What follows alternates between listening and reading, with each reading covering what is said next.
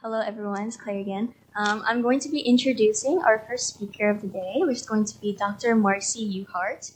Dr. Marcela Uhart is a wildlife veterinarian with 30 years of experience in free-ranging wildlife health research and conservation across Latin America, with a particular focus on marine mammals and seabirds. She serves as the director of the Latin America program at the Karen C. Drayer Wildlife Health Center, University of California, Davis School of Veterinary Medicine. Based in Patagonia, Argentina, Dr. Uhart specializes in addressing health challenges facing free-ranging wildlife, including the impacts of infectious diseases, toxins, and human interactions. Her work is grounded in a One Health approach, emphasizing the interconnected health of wildlife, humans, and ecosystems. Here is Dr. Uhart with H5N1 Avian Influenza and emerging conservation crisis.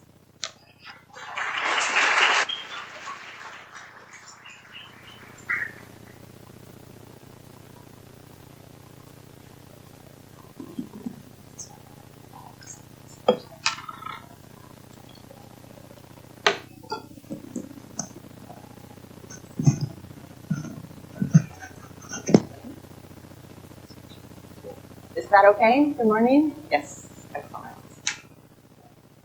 So hello everyone, good morning. Thank you for your early attendance. I really appreciate it. And this will be a different kind of ride. We will be talking about free-ranging wildlife and some of the big concerns that we have nowadays for wildlife conservation, particularly dealing with highly pathogenic avian influenza H5N1. So my first question is, who of you love wildlife?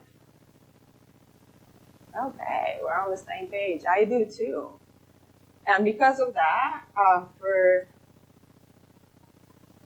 the past many years, actually since I was in vet school 30 plus years ago, I've been studying and working and helping protect elephant seals. These in particular are southern elephant seals, and one of their major breeding grounds is in Patagonia in Argentina. Actually, the colony where I work most is the only colony on the South American continent. Other than that, they breed in islands in the Antarctic area. So this is the northernmost area where they actually come to have their babies.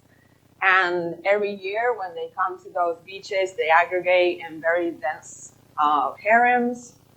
So they have a social structure where there's an alpha male, which is this bull here, and there's one of the species with the biggest sexual dimorphism. You know what that means? Yeah, so males are very different from females, many, many times larger than they are. They can be up to 3 or 4 tons of weight, and the females are much less, 200, 300 kilograms. And during the breeding season, they are very densely aggregated in these harems with one male and sometimes a couple hundred females actually in the harems. And the pups stay with their moms for only, how many days do you think it takes to make a baby grow from about 30 kilos to 130 kilos? Okay, 21 days. Super milk, superpowers. And the reason that it's so short is because elephant seals don't live on land. They spend over 90% of their life cycle in the ocean. They're pelagic. So that means they only come to land to have their babies, and they only come to land a little bit later again in the season to molt their skin. They shed their full skin layer so that they can be protected from the cold environment where they live. They are deep divers, one of the most amazing divers in the world, up to 1,000 meters and beyond, and they dive in the night. Everything is black at that depth in the ocean. So when they come to land, it's a very special event, and it only occurs once every year in this in a closed period around the spring in the southern hemisphere. So normally we work at that time and we monitor the breeding population. We check how many seals are born and how many wean and what the success might be for that population. And we've been doing that for the last 30 years. But then in 2022, when we went to monitor the population at peak breeding time, so this is the first week in October, what we saw was this. So there was no noise, there was no living anything on the beach. And wherever we looked, there was just death. Carcasses and carcasses and carcasses. There were elephant seals, there were also some sea lions like the one here, and everybody was intermingled, and there were even some birds. There were several terns dead in the same location. So up to that point, avian influenza for us was a possibility. We never expected this. This was our first working hypothesis that this might be what was happening, but we needed to do the work to understand if that was the case. And this ended up being a massive mortality event. It killed 97% of the pups that were born that season, so we only had 3% survival. So when we would wean, 3,000 pups in a season, this time we weaned a couple dozens. And then that led to actually being over nearly 20,000 carcasses along the coastline in a very short space. That added actually on to what we were seeing in other locations where we were seeing also mortality of other canids. So these were sea lions, South American sea lions, and there were also fur seals, and they were also dying in lesser numbers because it was earlier in the season for them. They were not aggregated for breeding. But because it was earlier in the season for them, what we saw were a lot of abortions. So these were like 6-month pregnancies, and they were aborting their fetuses. The females were neurologic, and they were in seizures, and they would just pop out a dead fetus and usually die themselves there or get back into the ocean to die. And in this particular colony, which is the biggest one on the continental coast of Argentina, we had about 1,600 sea lions die, which was about 20% of the colony. Again, it's a species that does not densely aggregate when it's outside of the breeding season. So this was off breeding season for them. And then the event continued even more because then we started seeing mass mortality of birds. This was all over the course of basically a month and a half. Every week or so, we had a massive mortality event of something. So the first time we went to a big seabird colony where we have multiple species, we have terns of different species, we have gulls, we have cormorants, elephant seals and sea lions are also on this location. The first time we went there were a couple dozen neurological terns. They were all looking sick. No, sorry, there were a couple dozen dead, and there were about several thousand that were neurologic. And as we walked the beach, we could see some of them actually dying right in front of our eyes in only a few hours' time. And the count for this colony ended up at about 2,400 terns dying, and it was basically the entire colony was wiped out, except for a few that had managed to move to a further location and did well that year. But it was very significant and just way beyond the expectation you would have had for the impact of high-path AI there. So being the vets that we are, and because what we must do in these occasions is not only be sad, but actually act and respond and try to understand what's happening, we dressed up in Tyvek suits and did our due diligence and investigated and documented all of these mortalities and did a ton of investigation for something that was happening for the first time ever in South America. So I'll tell you a little bit about influenza A viruses. So we kind of will go into the details of how this happened in Patagonia, and then we'll get back to the details of what went there. So influenza A viruses are these very simple viruses. They have 8 segments in their genome, RNA, so they are very prone to mutations and changes. And they get their names, their H's and their N's from 2 proteins on the surface of the virus. And as you can see on the right there, they have a cycle that involves multiple hosts, and they adapt very well to different species, though their natural reservoirs are naturally wild birds. But part of their this diversity of hosts and natural hosts, it comes from these numerous transmission interfaces. So they are viruses that spread between terrestrial animals to aquatic animals to marine animals, etc. And that's been the case for a very long time.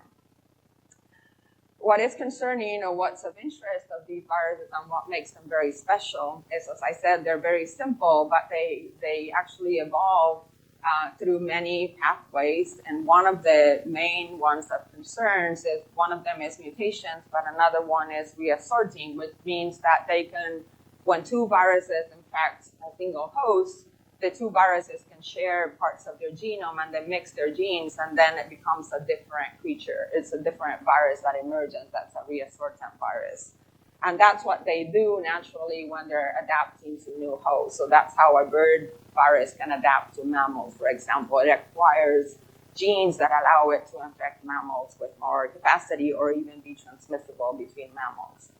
So if you remember the H5N1 pandemic influenza from 2009, that was a virus that combined the genomes of birds, humans, and pigs, for example.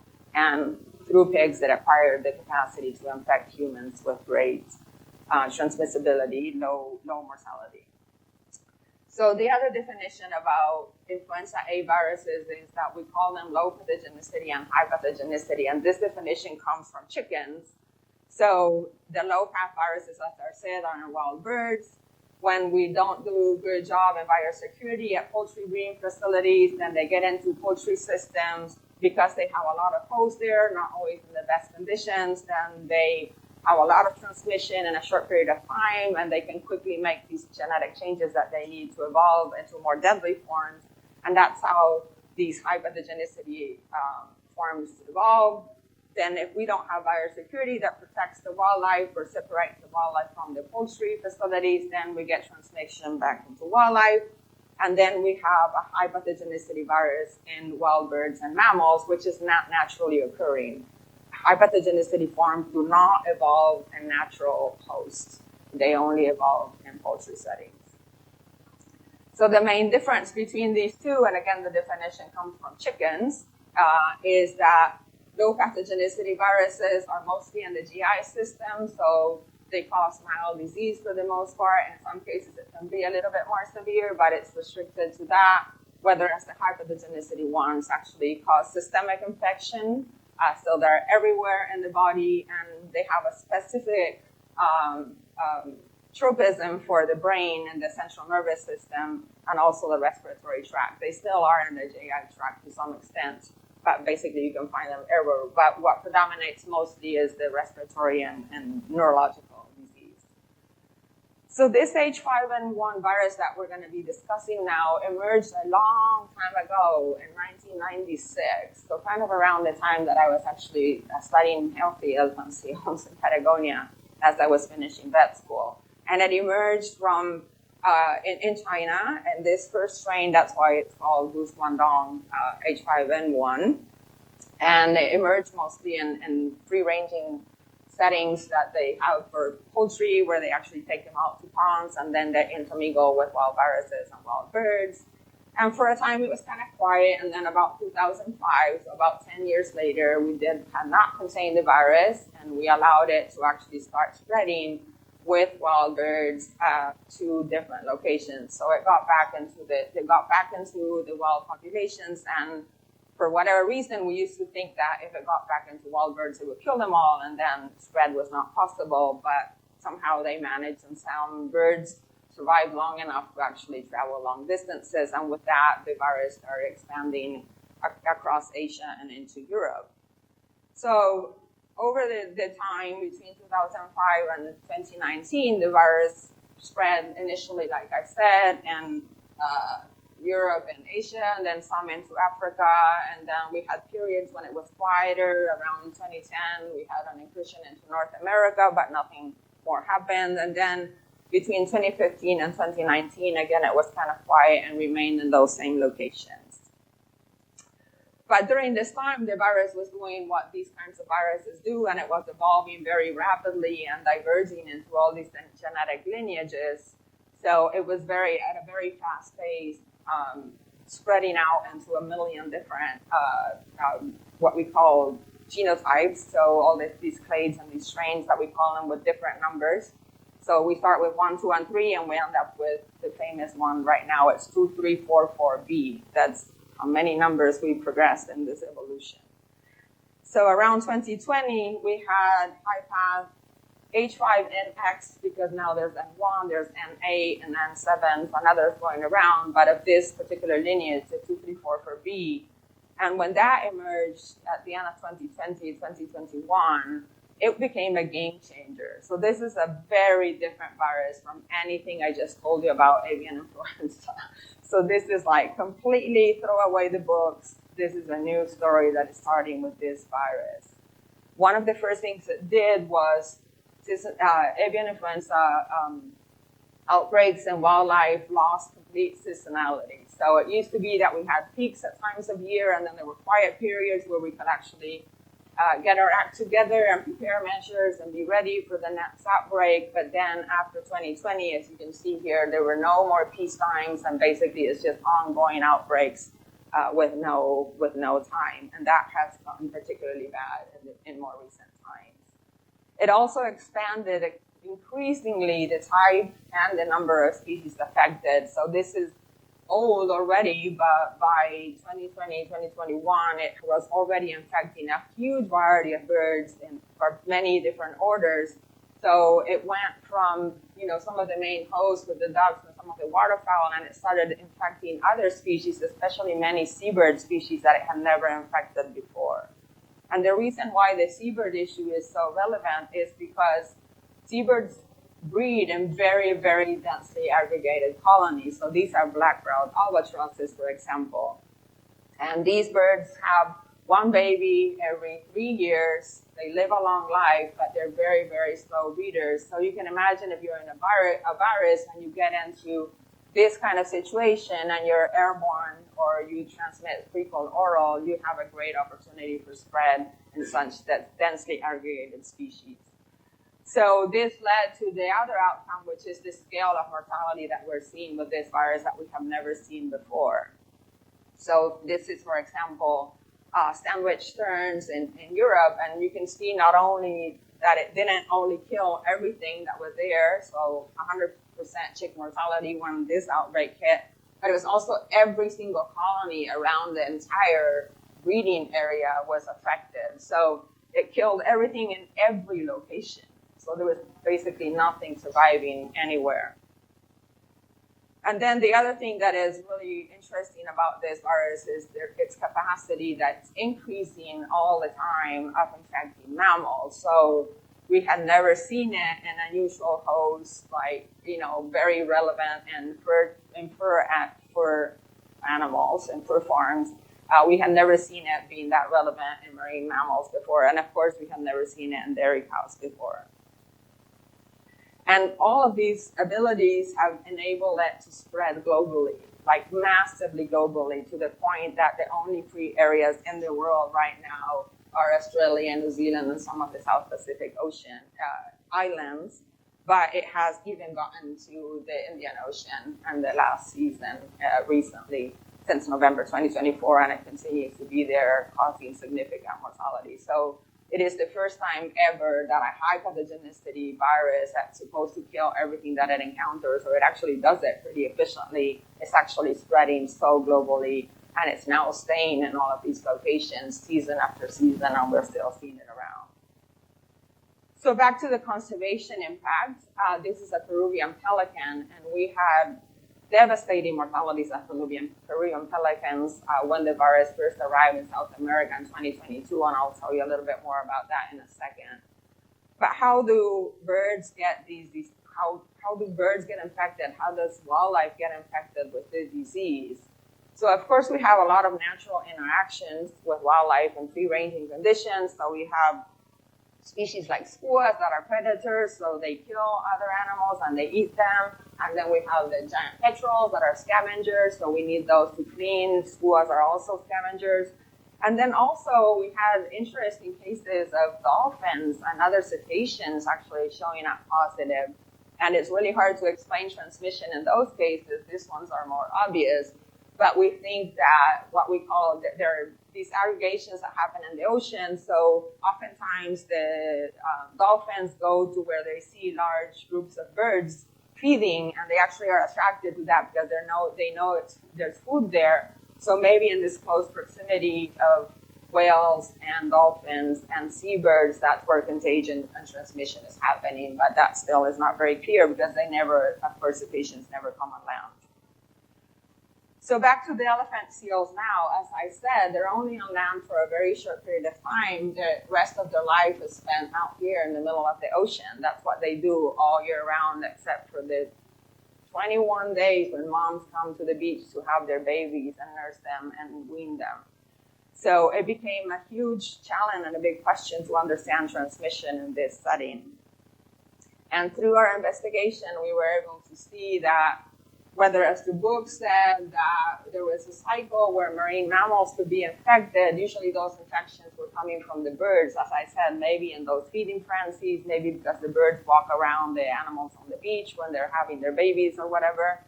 And then occasionally humans are part of that picture. But what we saw was something very different in that we saw that there were first birds infected. There were a few mammals that were infected, possibly from bird transmission, but then we saw an ongoing transmission going on between mammals where birds were occasionally infected, only rarely, and then when they were, in the birds we were finding the mammal-adapted virus. So we were not finding a bird virus there anymore. We were finding the virus that had a ton of mutations that made it adaptable to mammals, and it was coming back into birds. So through our investigations across South America, we were able to actually see that the virus had done interesting things. So number one, the avian strain had kind of remained the same, and it went on one single path, and it was only killing birds inland and across the continent, whatever.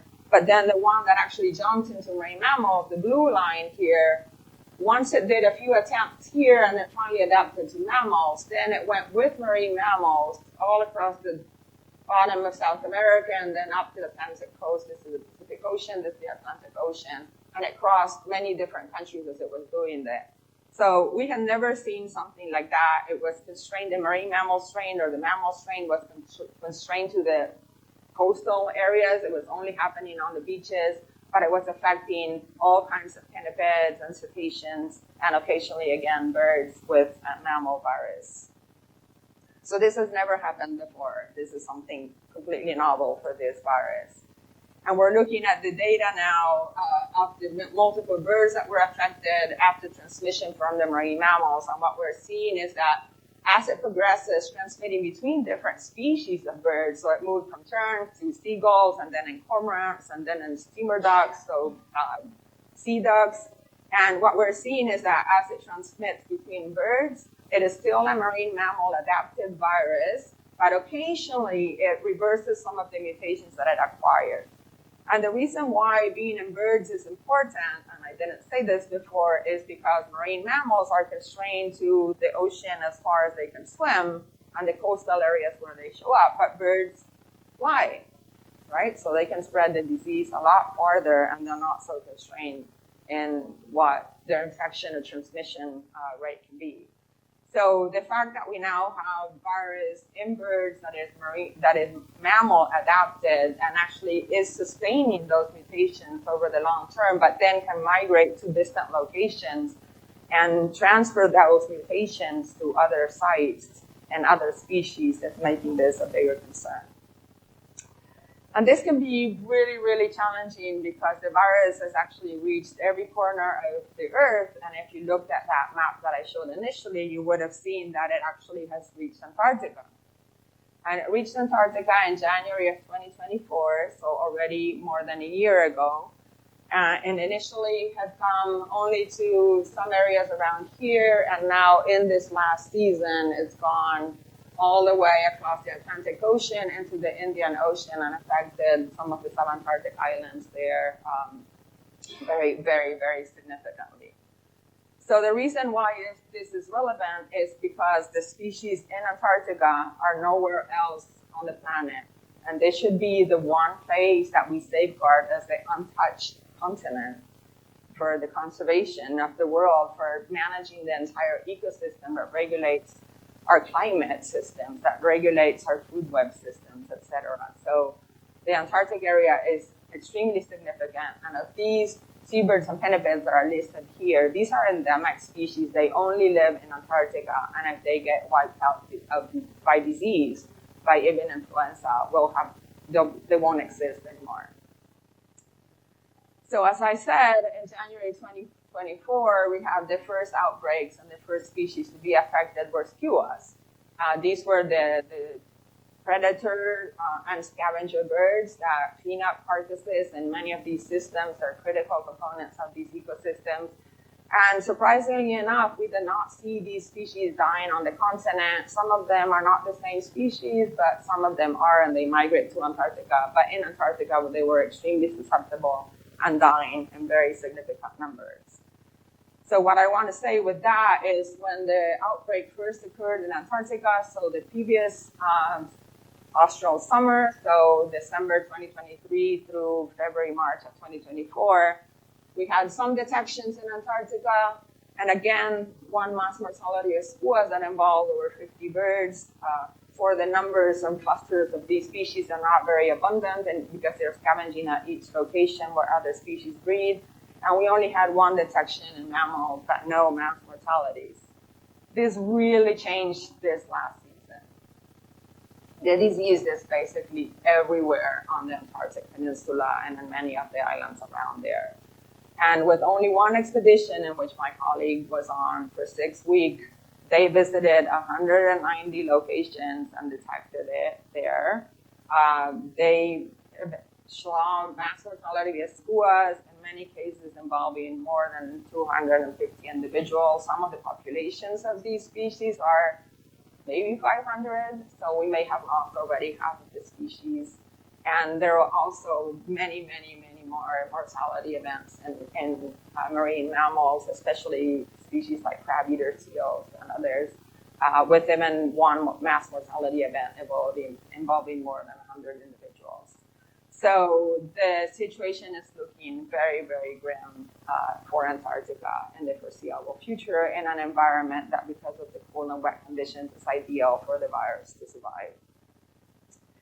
So overall, in South America, this virus has caused devastating mortality. It has spread along the entire coastal area where wildlife are abundant and have significant breeding sites, and it sustains very significant proportions of all these populations.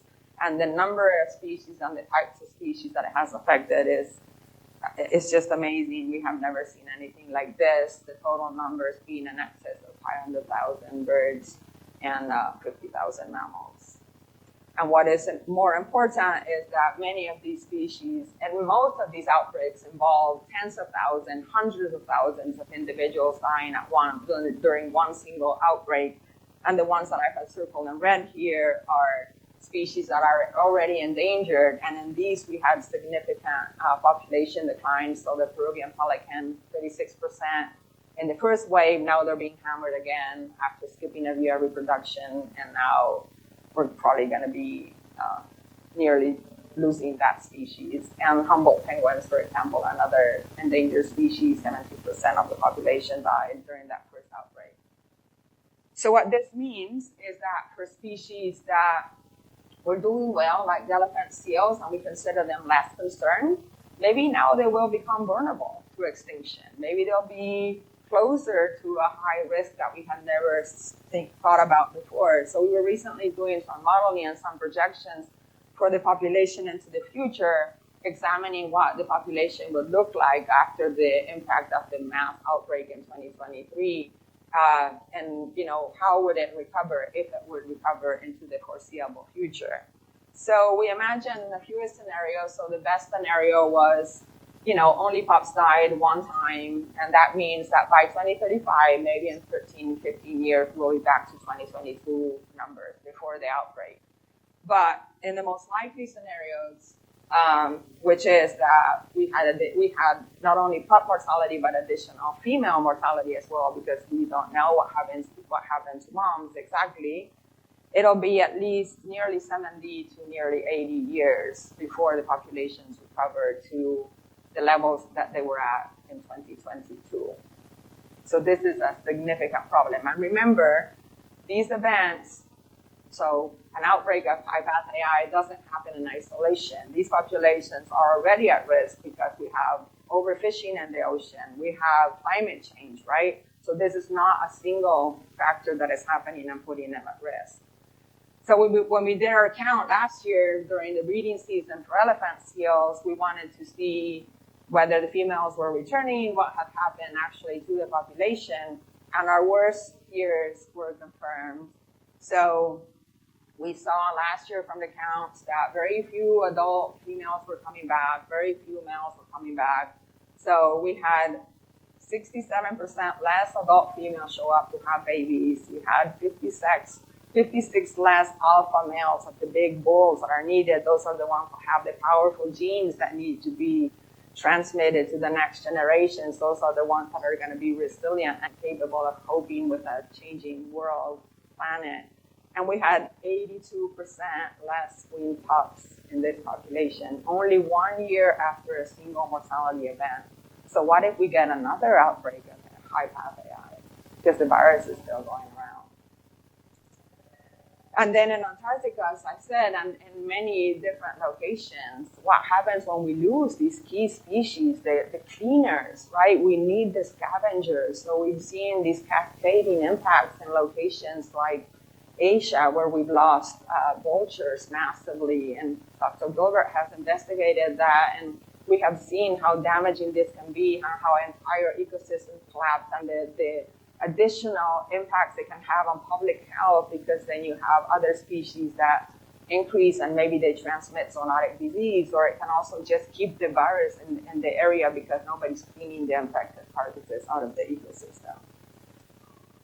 And I often get the question about, so what? Like, who cares about what happens in the ocean? So when we think about, to put that in context, when we think about climate change and we think about CO2 and who, absorbs the carbon out of the atmosphere so that we actually have less global warming, and when we think about who provides oxygen, what do we think of normally?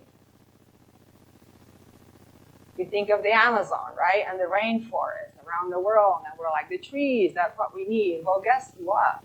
The ocean produces 50% of the oxygen that we need on this planet.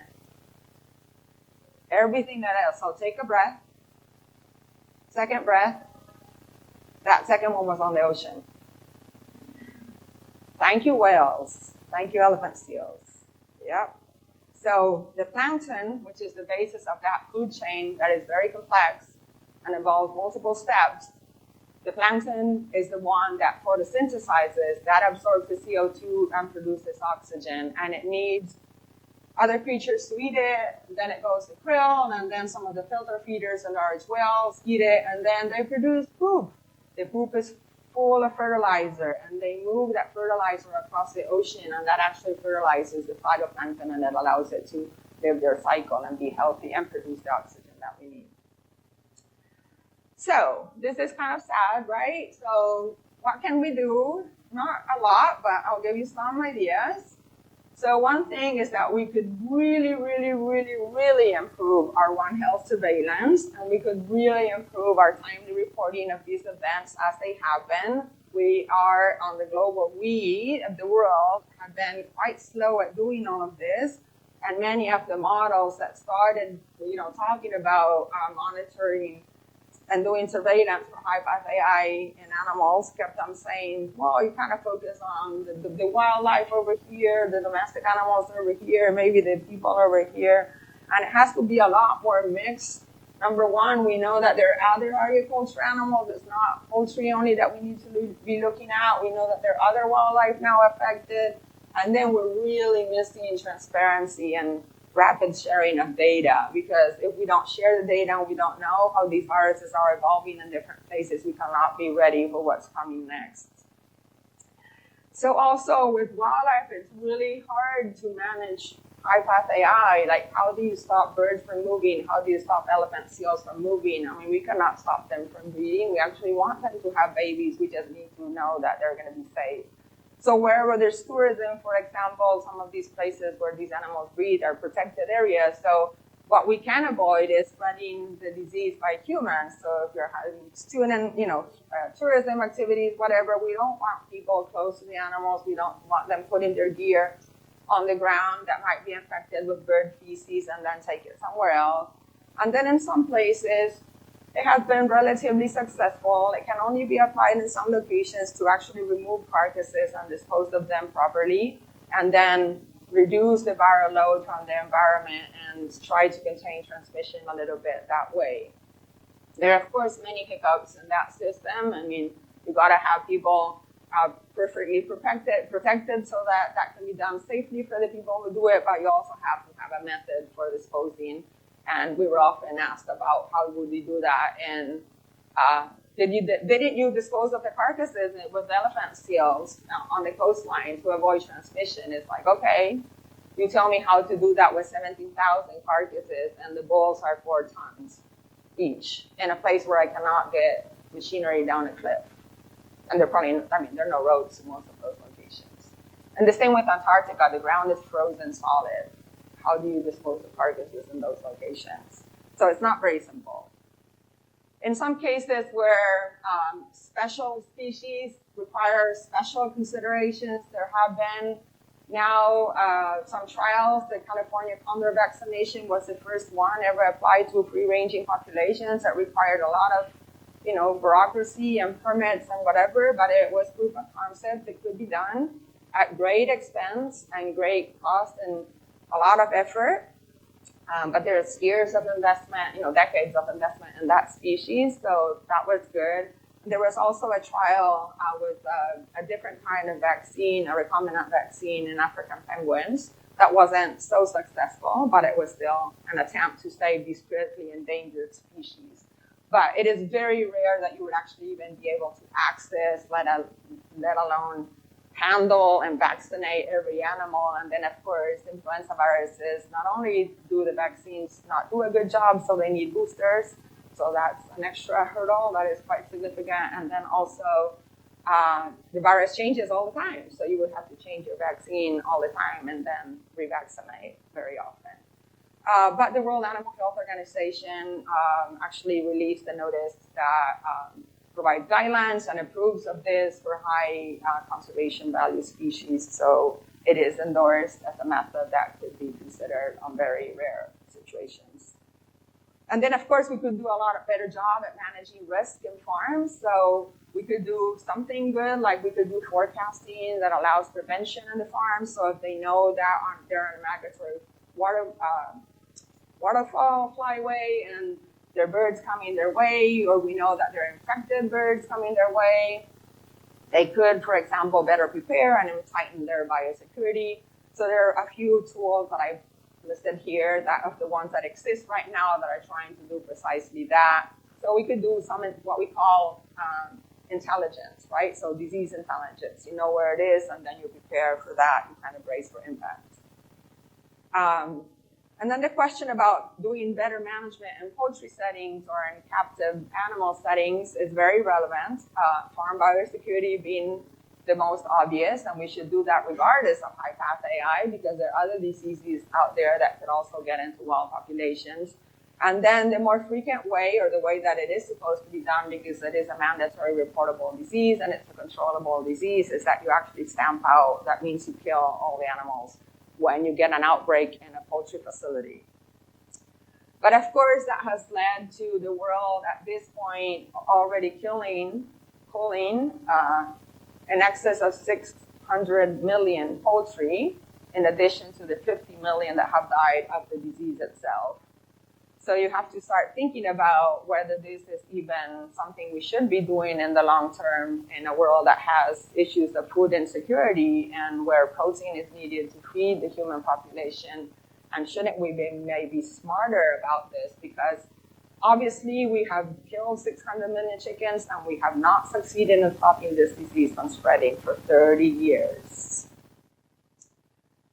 So the World Animal Health Organization has said many, many, many times that countries should consider vaccination, that there should be no fines applied to trade, because that's a big hiccup. That's why no country or many countries don't want to vaccinate their poultry, because it could close trade and markets. But that is not the case. It should not. So my big dream is to have maybe, the heads of countries come together and sit in one room, and it's like, okay, why don't we all agree to vaccinate, and then we don't have to worry about who vaccinates and who doesn't, and that way we do a better job at protecting the poultry source. And of course, now we have high-path AI and dairy farms in the US, so that is another big issue. Harder to understand why we cannot contain it, because cows don't fly. So again, it's not about the migratory birds, it's how we control what we do. So we move animals, in this case, very precisely. And of course, we usually go into the easy solution. That is not always easy and it's not always cheap, but for domestic animals, you could do it much better than you can actually do it for wildlife, which is you can come up with a vaccine and vaccinate your animals. So there's a process now. There's several different trials for vaccines for dairy cows now in the U.S. ongoing. But again, in the meantime, we've let it spread all over the U.S. at this point and carry many, many different mutations.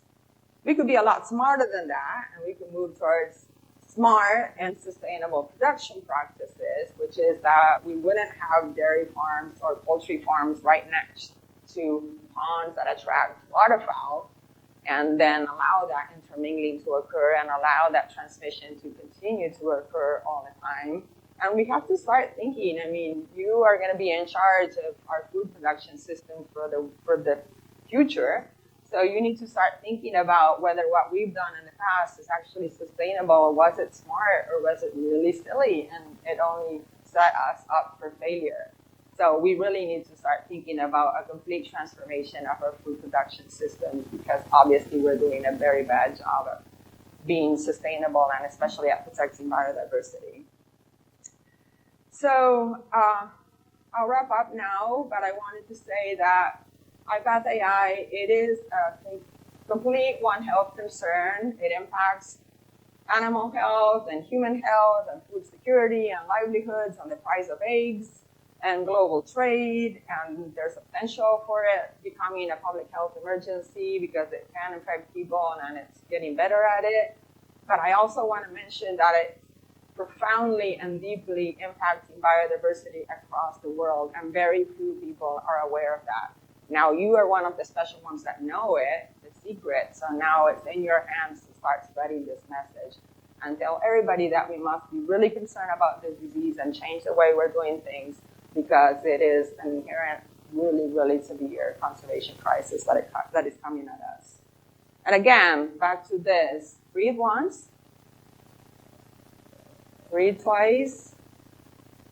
Thank you, whales. Thank you, ecosystems. Thank you, elephant seals. We want you healthy, right? So with that, I'll just acknowledge my colleagues who work with me very diligently in the field and do a wonderful job at keeping an eye out for these animals and are very concerned about what's going on. And we all suffer greatly in investigating these wildlife mortalities. It is daunting to see so many dead animals and suffering animals on the beach. Thank you. Questions?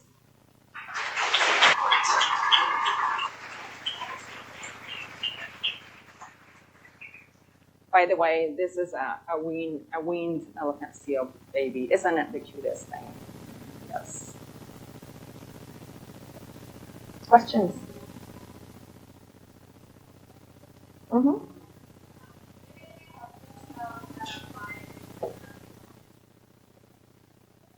Loss in the seasonality. The virus is just finding different hosts, and it's not only with the waterfowl during the migrations, which are seasonal.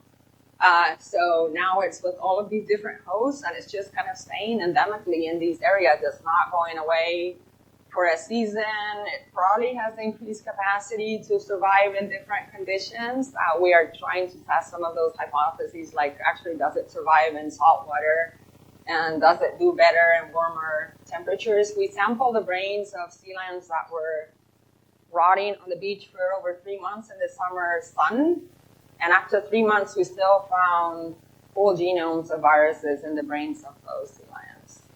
So that might be why.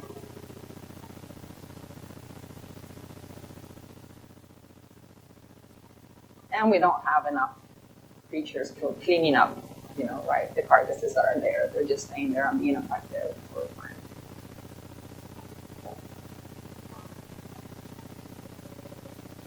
Someone? Thank you.